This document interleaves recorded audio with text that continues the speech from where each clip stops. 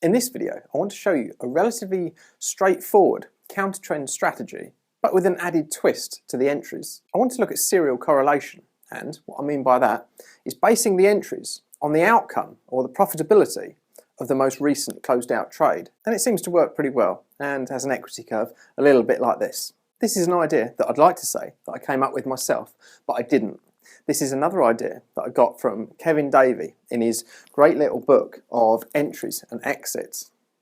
If you haven't already, I encourage you to have a look at that. How the strategy works is we have a simple entry for long and short. Let's say the entries for the long is go long if the close was the lowest close over the last X bars, let's say over the last 10 bars. But before we actually take the signal, we want to look at the last closed out trade to see whether that was profitable or not. If the last trade was profitable, then we have to wait X number of days before we can then take the next entry signal. Or if it was actually a negative trade, if it wasn't profitable, then we have to wait Y number of days. So we're going to wait a different time whether the last trade was profitable or not profitable. For example, if we've just had a big profitable trade, then we might say, now wait 20 bars before you take the next entry signal.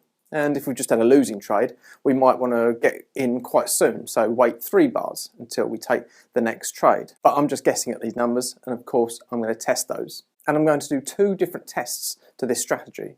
I'm going to do a walk forward analysis test, which I'm going to show you first, and then I'm going to do a regular in sample using a large chunk of data, and then have a look at some out of sample data, and I'll walk you through the process of the development for each stage of that. As some of you have been asking, I have decided to create a separate walk forward analysis video, or how I use walk forward analysis. And that is going to be a coming video, so watch out for that. And I'll probably use this strategy as the example. I've already said the entry to the strategy, or the entry signal, is if the current close is the lowest close over the last X days, then go long. And the opposite for shorts, if the close is the highest close over the last X amount of days. Now, I'm going to be testing that X amount of days, and that X amount of days is going to stay the same for both long and short entries. The exit is the opposite to the entry signal. So if we're already short the market, then the exit from that short position is an entry to the long position. And we're also going to use a fixed pip stop loss, which I'm going to test. So we'll be testing 4 variables or inputs in this study. We're going to be testing that X number of days for the lowest or the highest close. We're going to be testing that bar delay, and then we're going to test that stop loss. We're going to be looking at the daily chart of pound dollar, as this market does respond quite well to counter trend strategies. And in the tests, I've included $40 round trip per trade of trading costs. And as usual, I'll be testing using 1 full lot of the Forex. So let's go over to the computer and have a look at the results. In this first workspace, I just want to demonstrate how this strategy is working. So at the moment, we're looking at short selling on the highest close over the last, I've got it set to 8 bars at the moment, and buying the lowest close over the last 8 bars. Now what I want you to notice is, notice how many trades we can see on the screen currently. And if we look at this trade here, for example, we've got a buy trade here, and we've closed out here at this white arrow, and then we've waited a bar, and then we've entered into a short trade. Okay, similar here, we've exited the short, waited a bar into the long trade.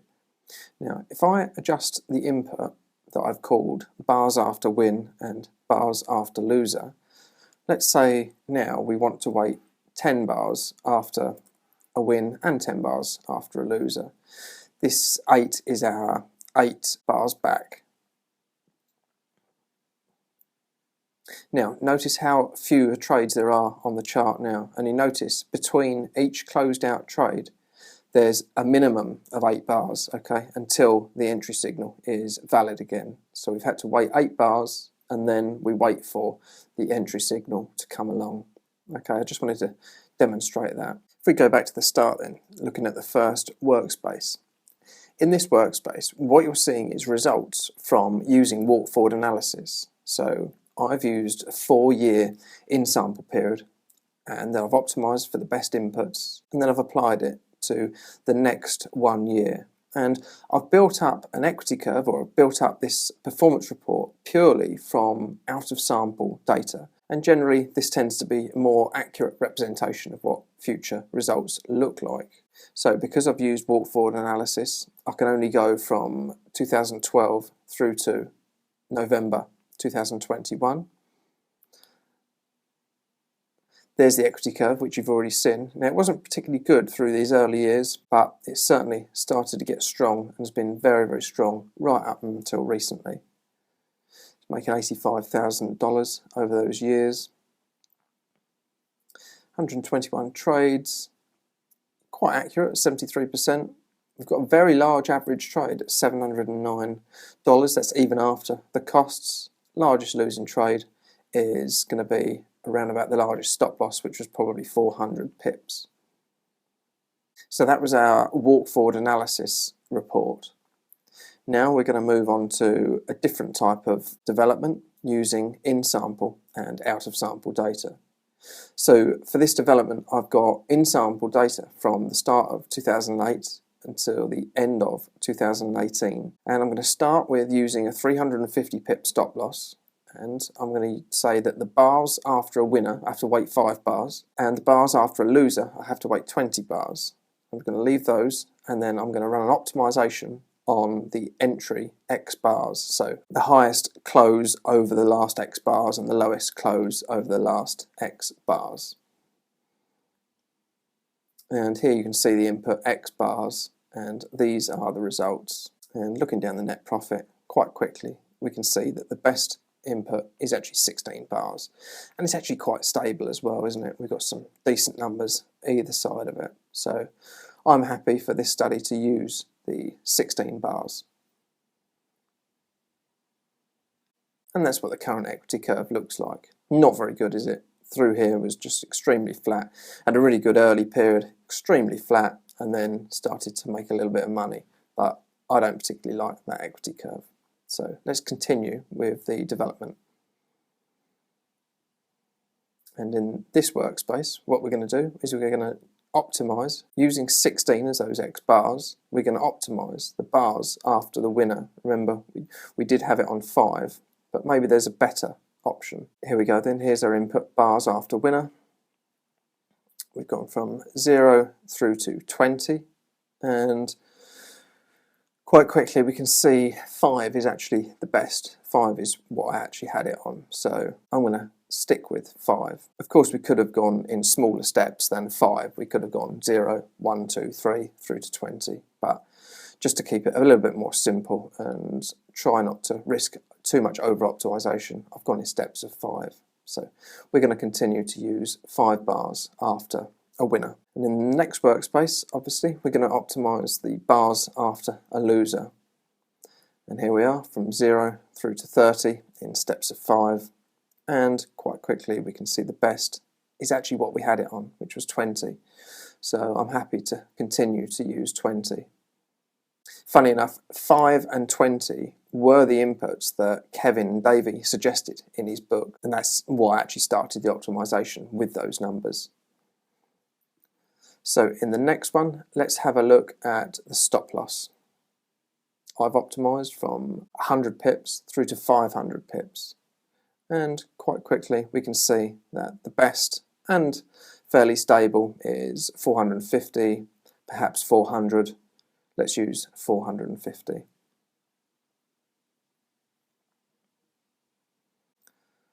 And there's the equity curve. Hasn't changed too much. We've still got this fairly flat period, which I'm not overly keen on. In the next workspace, we're going to apply that out of sample data. Remember, we had data up until the end of 2018. Well, now we've got data right up until November 2021. And we can see that we have continued to perform into that out of sample data, which is great news. Still, I'm not overly keen on this flat period of this strategy, but we are continuing to make money into out of sample data, which is a good thing. Next, out of interest, I want to compare this final idea using the final inputs with the same data, but using 0 delay, just to see if this serial correlation idea does actually have any benefit or not.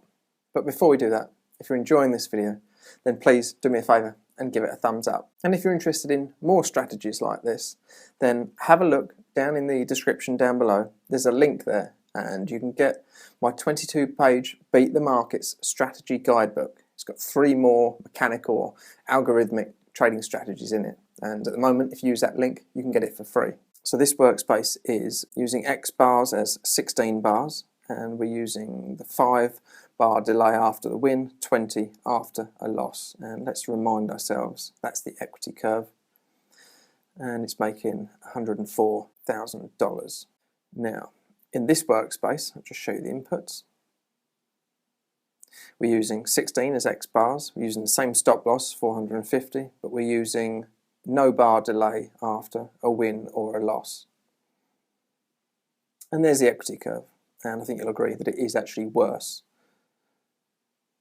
Looking at the net profit, it's almost half of what we were using that serial correlation idea. So I'm happy that the serial correlation idea does have some merit, and I'm happy that actually, if you remember, the walk forward analysis results did look best. And net profit is less here because remember, we're using 4 years less. We're not using between 2008 and the end of 2011. And that's our equity curve, if you remember, using those walk forward analysis inputs. To conclude then, I think you find from those last couple of workspaces that using the serial correlation does have some merit. It definitely seems to work on this strategy, on this market. And in the case of the walk forward analysis, that seemed to be even better. So it seems that optimizing for every 4 years and using those optimized results works even better than optimizing over a much larger chunk of data. What do you think about this idea? Maybe it's something you already use. Let me know down in the comments below. Don't forget, if you like this video, please do me a favour, give it a thumbs up and subscribe to the channel if you want to see more videos like this. But until the next one, this is Jared Goodwin, and thank you.